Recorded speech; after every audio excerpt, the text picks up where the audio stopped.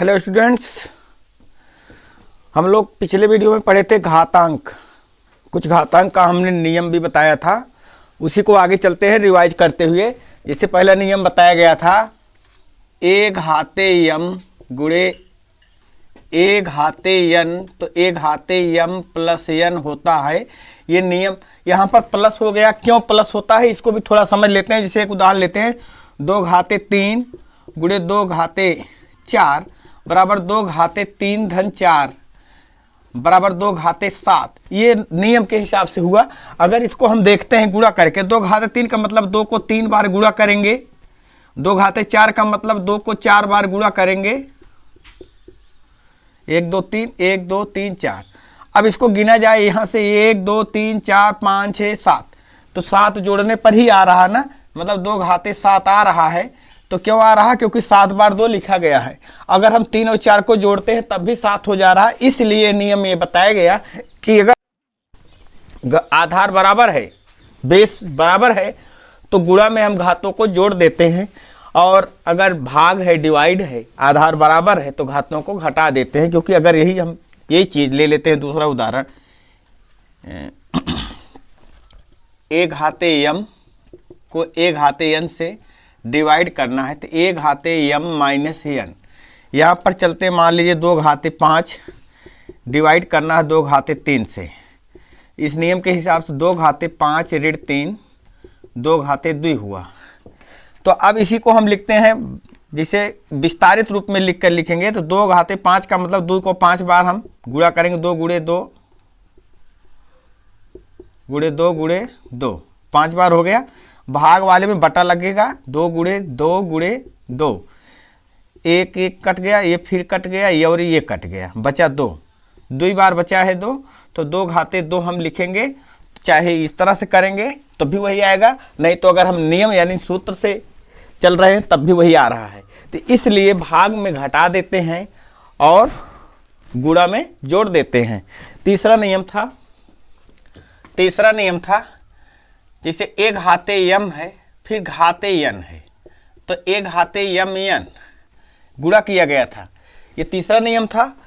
और इसके बाद एक नियम और आया था, ए घाते यम, मान लीजिए 1 घाते 0 है, इसका मान 1, मतलब कोई भी आधार हो, लेकिन अगर उसका घातांक 0 है तो उसका मान 1 होता है। इसको हम समझाने का प्रयास करते हैं कि यानी 0 वाला कोई भी अगर आधार हो जिसकी घातांक 0 हो, मतलब कोई संख्या ऐसी हो जिसका घातांक 0 हो, आधार कुछ भी हो, तो उसका मान 1 कैसे होता है। मान लीजिए 2 की घात 5 है, 2 की घात 5, इसमें हम भाग करते हैं 2 की घात 5 से, तो जो दूसरा नियम था उसके हिसाब से 2 की घात 5 माइनस 5 होगा, यहाँ पर 2 की घात 0 आएगा, और इसका मान हम इस नियम के हिसाब से 1 लिखते हैं। इसी को थोड़ा विस्तारित रूप से देखते हैं। 2 की घात 5 का मतलब 2 की घात 5 का मतलब 2 गुणे 2 गुणे 2 गुणे 2 गुणे 2, और बटे 2 की घात 5 यानी बटा 2 गुणे 2 गुणे 2 गुणे 2 गुणे 2, ये भी 5 बार हो गया। अब इसको गुणा करेंगे, 2 दूनी 4 दूनी 8 दूनी 16 दूनी 32, ऊपर 32 आ गया, नीचे 2 दूनी 4 दूनी 8 दूनी 16 दूनी 32 32 बटे 32, यानी नीचे और ऊपर जब बराबर होता है तो कोई भी भिन्न हो तो उसका मान होता है 1, इसलिए यहाँ पर इसका मान हो गया 1। तो यहाँ से समझ में आ रहा होगा कि हम 2 घाते 5 में 2 घाते 5 से भाग करते हैं तो 2 घाते 0 आता है और उसका मान 1 होता है। यहाँ पर भी हमने भाग किया विस्तारित रूप से, फिर भी उसका मान 1 आया। इसलिए ऐसा नियम बताया गया कि कोई भी आधार हो, लेकिन अगर उसकी घात 0 है तो उसका मान 1 होगा, चाहे वह आधार दशमलव में हो, भिन्न यानी फ्रैक्शन में हो, या ऋणात्मक हो या धनात्मक हो, कुछ भी हो, छोटा से छोटा कोई अंक हो, यानी आधार जो है छोटी से छोटी संख्या हो या बड़ी से बड़ी संख्या, लेकिन उसका घातांक अगर 0 है तो उसकी वैल्यू 1 ही होगी। ये नियम था।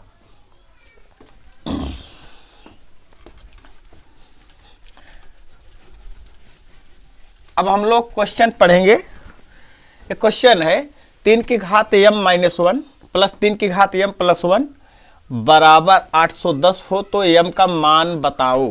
तो इसको हम हल करेंगे कैसे, 3 की घात m माइनस 1 3 की घात m माइनस 1 को हम लिख सकते हैं 3 की घात m माइनस 1 का मतलब 3 की घात 1 जो बटा रहा होगा, यानी यहाँ पर हम 3 की घात 1 लिख सकते हैं। ये इसको ऊपर करेंगे घातांक के नियम से, ये ऊपर जाएगा माइनस हो जाएगा, 3 की घात m माइनस 1 होगा। तो ये 3 की घात m माइनस 1 को हम इस तरह से लिख सकते हैं, प्लस 3 की घात m प्लस 1, इसको भी लिख सकते हैं 3 की घात m गुणे 3, इस तरह से लिख सकते हैं। अब बराबर 810 है, तो यहाँ पर तो ये दोनों कॉमन मिल जाएंगे, ये बचेगा कितना, 3 की घात m कॉमन ले लेते हैं, बचेगा 1/3 धन 3 बराबर 810। अब इसको जोड़ लेते, 3 त्रिक्का 9 1 10, 3 की घात m गुणे 3 त्रिक्का 9 1 10, 10/3 बराबर 810। ये उधर से उधर जाएगा जब, तो उलट जाएगा, इधर बचेगा 3 की घात m बराबर 810 गुणे 3/10, ये एक जीरो कट गया, 3 की घात m का मान आ गया 81 गुणे 3, 81 गुणे 3। अब इसको हम लिख सकते हैं 3 की घात m बराबर 81 जो है, अगर इसका हम फैक्टराइजेशन करते हैं, गुणनखंड करेंगे तो 3 4 बार आएगा, 3 गुणे 3 गुणे 3 यानी 4 बार आएगा, 4 टाइम्स 3 लिखा जाएगा। तो 3 की घात 4 ये हो गया और 3 ये, यानी 3 की घात 5, यहाँ हम लिखेंगे 3 की घात 5। अब यहाँ कंपेरिजन करेंगे दोनों पक्षों में, लेफ्ट एंड राइट साइड में, तो आधार दोनों का सेम है 3 3, तो घातांक भी बराबर होगा क्योंकि दोनों की वैल्यू बराबर है। तो यहाँ तुलना करने पर m की वैल्यू आ गई 5। इस तरह से ये प्रश्न सॉल्व हो गया। क्वेश्चन नंबर 2 है √x⁴, फिर √x⁴, पुनः √x⁴ का मान निकालो। तो इसकी शुरुआत हम अंदर से शुरू करेंगे, बाहर की तरफ से करेंगे तो सॉल्व नहीं हो पाएगा, और अंदर की तरफ से अगर शुरू करते हैं तो सॉल्व हो जाएगा आसानी से। तो इसलिए हम क्या करेंगे, पहले इसका हम निकालेंगे, इसका स्क्वायर रूट कितना होगा, x पावर, यानी कोई भी घातांक हो अगर उसका वर्गमूल निकालना हो तो उसकी घात का हाफ कर दो, आधा कर दो। जैसे x की घात 10 है तो उसका वर्गमूल x की घात 5 होगा, x की घात 2 है तो उसका वर्गमूल x की घात 1 मतलब x होगा। तो कोई भी घातांकी संख्या हो तो उसका हम वर्गमूल जब निकालना होगा तो उसके घात का आधा कर देंगे तो उसका जो है वर्गमूल आ जाएगा। तो यहाँ इसका वर्गमूल हो जाएगा x², इसको लिखेंगे हम ऐसे जो कहते हैं क्वेश्चन लिखेंगे x⁴, इसका स्क्वायर रूट होगा x², और यहाँ इनके बीच में कोई चिन्ह नहीं, इसका मतलब गुणा माना जाएगा। अब गुणा कर लेंगे, 4 और 2 घातांक का नियम कहता है कि अगर आधार बराबर है तो दोनों को घात जुड़ जाएगी, 4 और 2 जोड़ेंगे 6 हो जाएगा। तो इस तरह से हमारा प्रश्न बन जाएगा x⁴, और यहाँ अंडर रूट के अंदर हो जाएगा x⁶। तो x⁶, इसका जब हम स्क्वायर रूट निकालेंगे तो 6 का आधा 3 होता है, और हो जाएगा ये x⁴, इसका स्क्वायर रूट हो जाएगा x³।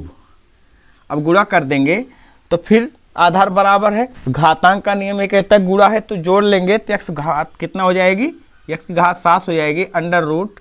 और अंडर रूट को हम जब घात के रूप में लिखते हैं तो घात 1/2 होता है। तो यहाँ से ये प्रश्न जो है x⁷ हुआ, और इतने की घात हो जाएगी 1/2। और घातांक का नियम ये कहता है कि अगर 2 बार घात हो दोनों घातों का आपस में गुणा कर देंगे। जब 7 को हम 1/2 से गुणा करेंगे तो हो जाएगा 7/2। तो यहाँ पर हमारा आंसर आया x की घात 7/2, ये रहा आंसर। वीडियो को इसी पर हम रोक रहे हैं, इसके आगे हम और कुछ मज़ेदार अच्छे प्रश्नों के साथ अगले वीडियो में मिलेंगे। वीडियो को लाइक करें, शेयर करें, और अगर चैनल को सब्सक्राइब ना किए हों, जिससे नए हों, तो आप चैनल को सब्सक्राइब जरूर कर लें और बेल आइकॉन को दबाना ना भूलें। धन्यवाद।